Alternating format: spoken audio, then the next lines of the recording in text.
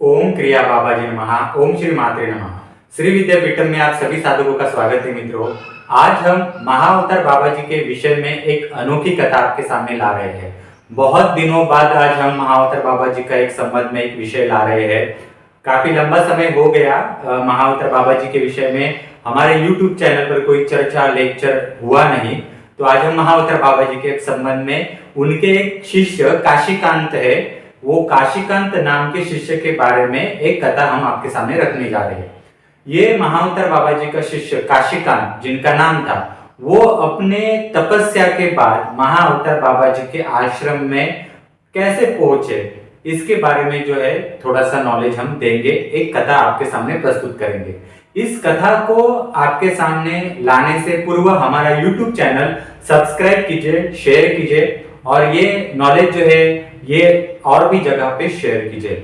हमारे श्री विद्यापीठम द्वारा आपको ओरिजिनल क्रिया योग का नॉलेज चाहिए तो क्रिया योग एसेंशियल हमारा कोर्स ज्वाइन कर सकते हैं। हम ओरिजिनल क्रिया योग की पद्धति कायाकल्प विधि के अनुसार भी सिखाते हैं, तो आप वो भी कर सकते हैं। तथा जिनको अन्य हमारे कोर्सेज का लाभ लेना है, जिनके घर में ब्लैक मैजिक के प्रॉब्लम्स है, तो वो हमारे यहाँ प्रत्यंगिरा साधना का लाभ ले सकते हैं। पितृदोष के लिए हमारे यहाँ महामृत्युंजय साधना का लाभ ले सकते हैं। इनमें प्रॉपर रिचुअल वे से पूरी साधना सिखाई हुई है।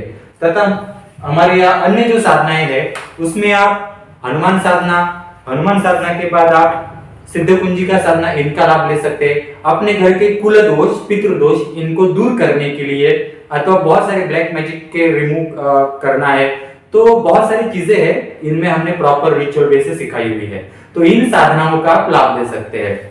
और मेरा मोबाइल नंबर जो है डिस्क्रिप्शन बॉक्स में इन सारे कोर्सेज का लिंक दिया ही हुआ है। तथा आप मुझे व्हाट्सएप पे भी संपर्क करके हमारे व्हाट्सएप ग्रुप में शामिल हो सकते हैं। अब हम कथा की ओर शुरुआत करते हैं। महाअवतार बाबा जी का नाम बहुत लोग जानते हैं, उन्हें महेश्वर बाबा ज्यादातर कहा जाता है। ओरिजिनल नाम उनका महेश्वर बाबा है। महेश्वर बाबा, महाअवतार बाबा जी, इनका बारे में काफी लोगों को जो योगी कथामृत के सानिध्य से ही कुछ लोगों को पता है, परंतु बहुत सारी जानकारी ये झूठी है। योगी कथामृत में जिक्र तो किया है, परंतु चरित्र जो होता है किसी व्यक्ति का, वो उसने देखा हुआ, उसने सुना हुआ वो लिखता है। हमने उसका चरित्र देखा नहीं है, रियलिटी में हम वहां नहीं थे, और इन सारी कथाओं को कितना रियल मानना चाहिए एक क्वेश्चन मार्क है। चलो छोड़ो ये बातें, हम छोड़ दे। एक काशीकांत नाम के इस शिष्य की कथा सुनते हैं। काशीकांत कौन था, काशीकांत ने कैसे तपस्या करके, कितनी कठोर मेहनत करके वो महाअवतार बाबा जी के आश्रम तक पहुंचे, ये सारी चीजें हम थोड़ी सी देखेंगे। ये अभ्यास करने जैसी बात है, बहुत सुंदर है। इससे आपको आध्यात्मिक जीवन में रुचि भी उत्पन्न होगी, बहुत सारे प्रश्नों के उत्तर मिलेंगे और एक नजरिया मिलेगा आध्यात्मिक जीवन की ओर बढ़ने का। काशीकांत, ये जो कथा है ये जूनागढ़ में कुटुंब नाम का एक गांव था, वहां की है। जूनागढ़ में एक कुटुंब नाम के गांव में खेती करने वाला एक जोड़ा था, यानी पति पत्नी थे। वो वहां पर महाअवतार बाबा जी के एक शिष्य थे, वहां पहुंच गए। एक अच्छा शांत वातावरण था उस गांव में, कुछ दिनों तक रहे, इसलिए वहां पर उन्होंने आश्रम बनाकर कुछ सालों तक वहां रहे। तो काशीकांत के जो माता पिता थे, जो खेती करते थे, वो वहां सेवा करना अपना काम करते थे और इन संत के पास जाकर सेवा करते थे। उन संत के आशीर्वाद के कारण काशीकांत के माता पिता को काशीकांत नाम का एक बच्चा पैदा हुआ। काशीकांत जैसे बड़ा बड़ा हो गया तो वो भी आश्रम में जाना शुरू कर दिया, गुरु की सेवा, उस संत की सेवा करना शुरू कर दी। उसके बाद क्या हुआ कि काफी लंबे समय तक उसने सेवा की। उस सेवा से बहुत प्रसन्न हुए वो गुरु। उन्होंने काशीकांत को शाबरी विद्या सिखाई, क्रिया योग की विद्या सिखाई, कुछ और भी तंत्र मंत्र की विद्याएं वो सिखाई। शाबरी विद्या मतलब आप जो गूगल के ऊपर या किताबों को पढ़ के अलग अलग देवी देवताओं को जो दुहाई देना बोलते हैं, उतनी ही शाबरी विद्या नहीं है मित्रों। यंत्र तंत्र मंत्र ये ट्रायंगल होता है, एक त्रिकोण होता है। उसी प्रकार से शाबरी विद्या को जागरूक करने के लिए भी कुछ चीजों के वस्तु, मुहूर्त, साधन, उनके भी यंत्र, इन सब का जोड़ होता है और उससे वो शाबरी विद्या तैयार होती है। और वो मुंह से सिर्फ बोल के और दुहाई देकर नहीं होता। शाबरी तत्व के जो देवी देवता है उनको प्रथम प्रसन्न करना होता है, तब जाके शाबरी विद्या काम करना शुरू कर देती। नहीं तो ऐरा गैरा आकर गूगल से कोई शाबरी मंत्र लेकर ऐसा नहीं होता। तो इस तरह से ओरिजिनल फॉर्म में शाबरी विद्या उन्होंने सीखी। और आप लोग जानते ही है राजस्थान में नाथ संप्रदाय आज भी है, शाबरी विद्या आज भी वहां पर गुप्त रूप से है। तो ये बहुत इंपॉर्टेंट बातें हैं। क्रिया योग भी काशीकांत ने वहां पे सीखा। और ये ओरिजिनल क्रिया योग जो होता है ये कायाकल्प विधि है। कायाकल्प विधि मतलब ये होता है कि ओनली प्राणायाम जो आप करते हैं वो आपकी निगेटिविटी रिमूव नहीं करता, वो आपका एक सेहत ठीक कर सकता है, पर उसका भी एक लिमिटेशन है।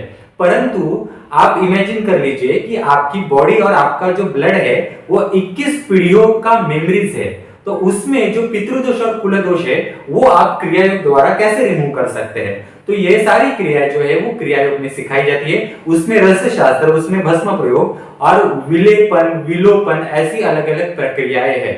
तो ये आज के जमाने में सिखाई नहीं जाती। आप जो अलग अलग जगहों पर क्रिया योग के नाम से सीखते हो वो एक बेसिक मेडिटेशन है, वो नाड़ी शुद्धिकरण, नाड़ी प्राणायाम अलग अलग नामों से सिखाया जाता है, ये रियलिटी है। ऐसे काशीकांत ने ओरिजिनल क्रिया योग भी सीखा तथा शाबरी विद्या सीखी और श्री विद्या में काफी कुछ चीजें जो है वो भी वहां पर सीखी। ऐसा एक लंबा समय गुजरने के बाद गुरु का विश्वास बैठ गया कि काशीकांत ने बहुत मेहनत से बहुत कुछ सीखा है और वो आगे की प्रोसेस के लिए तैयार है। इन सारी प्रोसेस में काशीकांत की चुपके से गुरुजी ने परीक्षाएं भी ली। अब अंतिम परीक्षा का समय आया था। जब अंतिम परीक्षा का समय आया था, एक दिन गुरुजी ने उनको अपने आश्रम में बुलाया, काशीकांत को अपने आश्रम में बुलाया। तो ये गुरु और शिष्य का जो कन्वर्सेशन है मैं आपको थोड़ा सा सटीक रूप से आपको यहाँ बताता हूँ। मैंने बाबा जी की कृपा से, महाअवतार बाबा जी की कृपा से जो मुझे मिला है वो वैसा का वैसा मैं आपको बताता हूँ, क्योंकि वो जो शब्द है ना उसका उसमें बहुत कुछ चीजें छुपी हुई है। तो मैं अपने मन से बताने के बजाय मैं आपको प्रॉपर उस भाषा में ही समझाता हूँ। अब जब काशीकांत को वो गुरु और संत बुलाते हैं अपने आश्रम में, तो संत काशीकांत को वो पूछते हैं, हे आदरणीय व प्रथम प्रिय शिष्य, तुम्हारी शिक्षा यहीं पर समाप्त होती है। तुम अब पूर्ण विद्याओं से भरे हुए हो और ज्ञान के स्रोत भी हो। अभी इस ज्ञान का छात्रीकरण और उपयोग करने की जरूरत है, और ये समझना और ये सब कुछ जो है इन सारी चीजों को तुम्हें समझाना मेरा कर्तव्य है। गुरु होने के नाते ये सारा ज्ञान देना, ज्ञान का उपयोग करना, विद्याओं का उपयोग कैसे करना है, ये सारा समझाना भी जो है ये मेरा कर्तव्य है। इसलिए तुम्हारी मैं परीक्षा लेना चाहता हूं। जब इस परीक्षा में तुम यशस्वी होगे तब तुम भी एक गुरु का स्थान प्राप्त करोगे। मतलब इन सारी परीक्षाओं के बाद काशीकांत भी एक गुरु के स्थान पे पहुंच जाएगा, एक गुरु बन जाएगा। तो आगे पूछते हैं वो गुरु काशीकांत को, तो काशीकांत तुम इस परीक्षा के लिए सज्ज हो? अब शिष्य काशीकांत कहते हैं, हे गुरु, आपके आशीर्वाद से मैं सब कुछ परीक्षा देने के लिए तैयार हूं और सज्ज हूं। बाद में गुरु प्रसन्न होकर कहते हैं, मैं अति प्रसन्न हूं तुमसे काशीकांत। अभी मुझे एक बात बताओ, इस निसर्ग के खिलाफ कोई भी जा नहीं सकता, इस निसर्ग के खिलाफ कुछ हो नहीं सकता। अगर किया तो कुछ और तीसरी ही विध्वंस घटना घट जाएगी और विकृति आ जाएगी। तो जैसे हमें जन्म लेने के लिए माता की जरूरत होती है, माता के गर्भ की जरूरत होती है, माता की जरूरत होती है, वैसे ही किसी पौधे को जन्म लेने के लिए, फलने के लिए, फूलने के लिए पृथ्वी माता, मिट्टी की जरूरत होती है। और इसके साथ सूर्य की धूप यानी सूर्य पिता की जरूरत होती है। इन माता पिता के द्वारा ही कोई पौधा जो होता है जन्म धारण लेकर फलता है, फूलता है।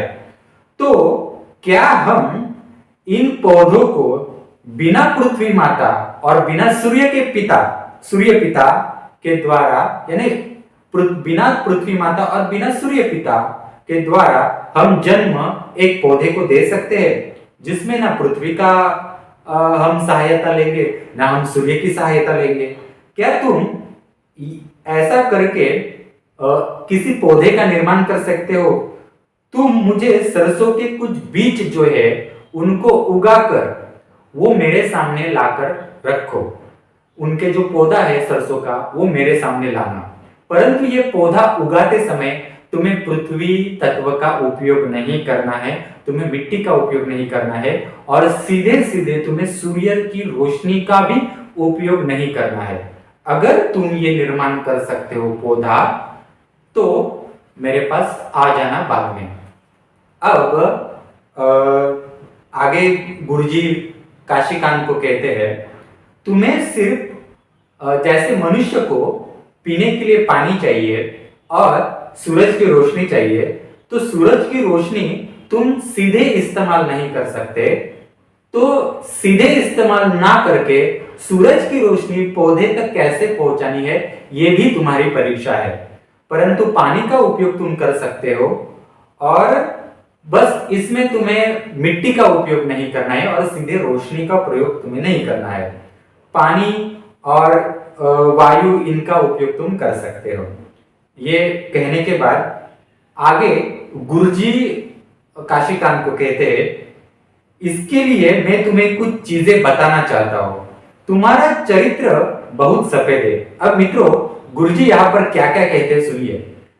हे शिष्य काशीकांत, तुम्हारा चरित्र अभी सफेद है। तुम्हारा यह गुण, आदर, गुरु के प्रति समर्पण तुम्हें और उच्च बनाता है। तुम्हारा यह जो सफेद चरित्र है उसकी सहायता से और बुद्धि से यह पहेली सुलझाओ। तुम्हारा मन बहुत कोमल है, जैसे तुम्हारा मन कोमल है उसकी ओर तुम्हारी उसी प्रकार से तुम्हारी बुद्धि और मेरे आशीर्वाद, इन दोनों का उपयोग करके तुम्हारे कोमल मन को पकड़ के ये पहले सुलझाओ और सरसों के पौधे उगाकर मेरे पास लाओ। तो मित्रों, इस प्रकार से उन गुरुजी ने काशीकांत शिष्य को बताया। अब काशीकांत आश्रम छोड़ के घर आ गया। काफी दिनों तक वो सोचता रहा कि बिना सूर्य, बिना मिट्टी के कैसे पौधे उगाए जा सकते हैं। इसमें काफी लंबा समय गुजर गया। एक दिन काशीकांत गांव के मंदिर में बैठा हुआ था, जहां वो सेवा देता था। बैठा हुआ था तो वहीं पर बैठकर इसी पहेली के बारे में सोच रहा था कि परीक्षा में कैसे उत्तीर्ण हो जाए। अब वहां पर एक लड़की और उसकी माता दोनों बैठी हुई थी, और मंदिर में जो मूर्ति थी भगवान के लिए दिया बत्ती कर रही थी। और दिया बत्ती करने के लिए जो रुई होता है वो रुई के वो बाती बना रही थी। तो रुई जो सफेद था, रुई को देखकर वो बच्ची अपनी माता को कहती है, हे माता, ये जो रुई है वो सफेद ही क्यों है? वो रुई जो है वो सफेद ही क्यों है? ये नीला, पीला, लाल रंग का भगवान ने क्यों नहीं बनाया? और बनाया तो बनाया, ये रुई जो है वो जड़ क्यों नहीं है? ये इतनी कोमल क्यों है? तभी काशीकांत ने वो शब्द पकड़ लिए और उसने झट से उस मंदिर में जो मूर्ति थी, भगवान थे, उनको प्रणाम किया और कहा, आज तक मैंने आपकी जो सेवा की उसका आपने मुझे फल दिया, मैं आपका धन्यवाद प्रणाम करता हूँ।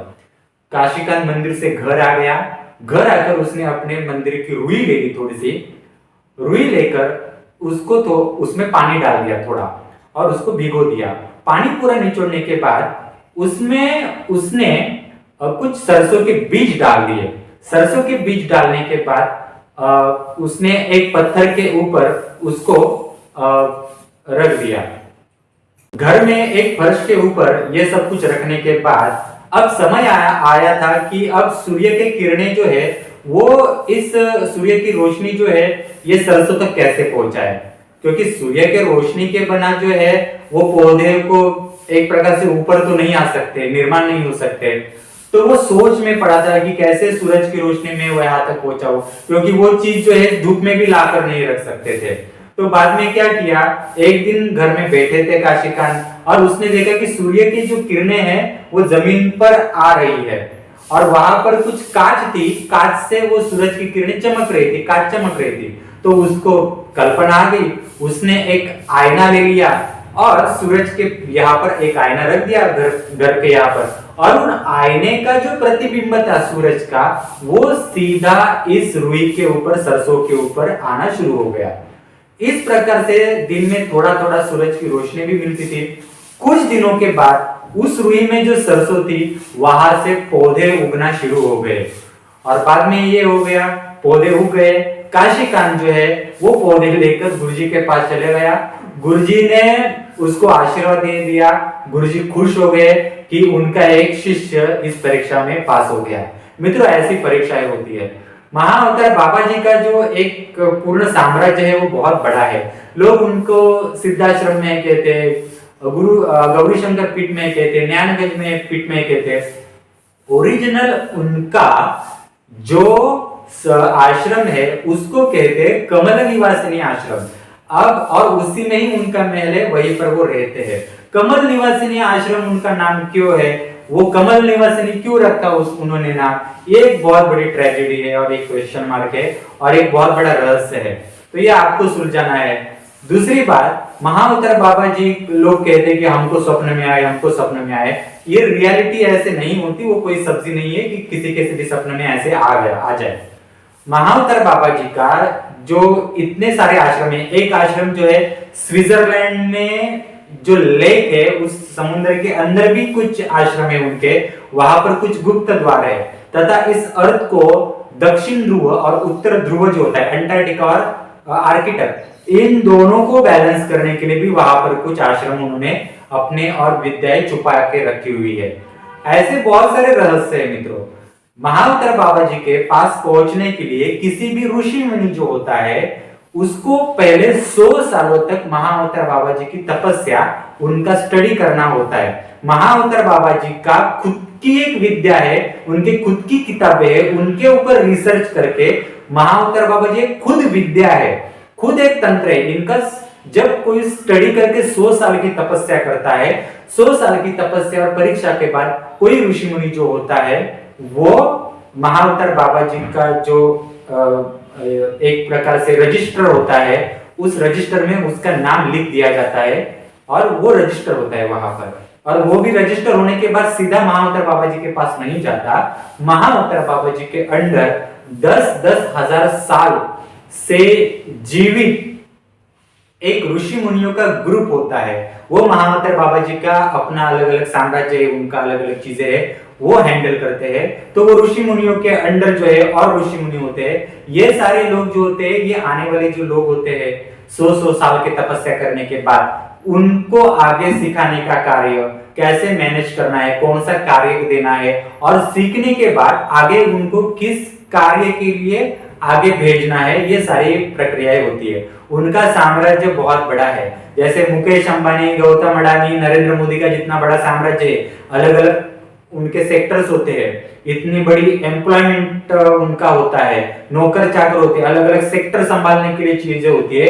उसी प्रकार से महाअवतार बाबा जी सिर्फ गद्दी के ऊपर ऐसे मेडिटेशन कर रहे, इतना नहीं होता। उनमें इतनी अलग अलग ग्रंथालय है, इतनी अलग अलग विद्या है। उन विद्याओं को बैलेंस करने के लिए वहां वहां उन्होंने अलग अलग ऋषि रखे हुए रहते हैं। और एक ऋषि आगे निकल जाता है तो वहां दूसरा ऋषि तैयार करके बिठाने के लिए वो भी एक प्रक्रिया होती है, वो भी स्कूल होते हैं उनके। और सारे स्कूल सिर्फ हिमालय में नहीं होते, अलग अलग दुनिया में वो फैले हुए हैं। अलग अलग विद्याओं का वहां पर जतन किया जाता है।